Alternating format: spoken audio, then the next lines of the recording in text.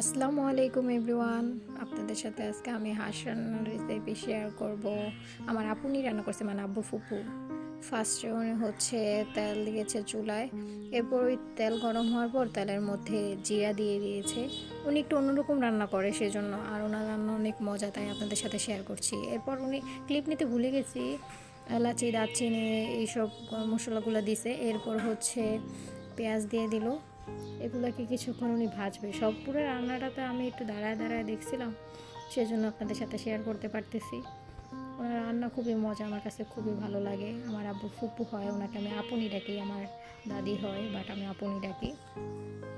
পেঁয়াজগুলো অনেকক্ষণ নাড়াচাড়া করলো, মানে ভাজা ভাজা করলো। এরপর উনি আদা রসুন পেস্ট দিয়েছে, কিন্তু ওইটা আমি স্কিপ করে গেছি, মানে নিতে পারি নাই ওইটার।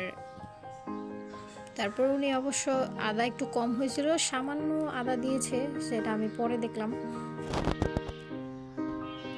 এরপর উনি লবণ দিয়ে দিল। মাঝে মধ্যে আমি আবার পানি নেওয়ার ক্লিপও কিন্তু ভুলে গেছি নিতে। ওগুলো অনেকক্ষণ ভাজা ভাজা করার পর উনি এইখানে মাংসগুলো দিয়ে দিল, হাঁসের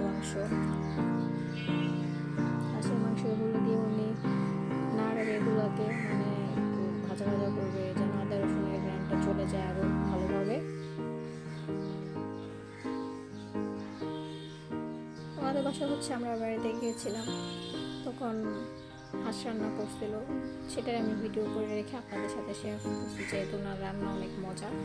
উনি কারেন্টের চুলায় রান্না করতেছিল, বাট এখন গ্যাসের চুলায় আবার নিয়ে আসছে। ওনাদের গ্যাস শেষ হয়ে গেছিলো, সেজন্য কারেন্টের চুলায় রান্না বসাইছিল। এখানে নাকি হচ্ছে না ঠিক মতো, তাপটা আগের মতো আসছে না, তাই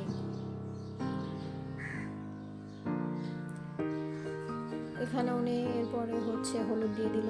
হলুদ দিয়ে উনি হলুদটাকে দেওয়ার পর মাংসটাকে আর একটু নাড়াচাড়া দিবে। এই যে নাড়াচাড়া দিচ্ছে, উনি বললাম না অন্যরকমভাবে রান্না করে, এরকম আমি ওনার কাছেই দেখছি। এরপর উনি হলুদ তো দিয়ে দিচ্ছে আগেই, মরিচ গুঁড়া দিবে। মরিচের গুঁড়া দিয়ে দেওয়ার পর জিরা, তারপরে ধনিয়া গুঁড়া, তারপর হচ্ছে কী জানি ওটাকে কী বলে, গোলমরিচের গুঁড়া দিয়ে দিবে। এবং আরও একটা কী জানি মশলা দেয়, ওনার স্পেশাল মশলা, ওইটা দিয়ে দেওয়ার পর উনি সব কষাইতে দিয়ে দিবে। নাড়া দিয়ে ঢেকে রেখে দিবে কষানোর জন্য।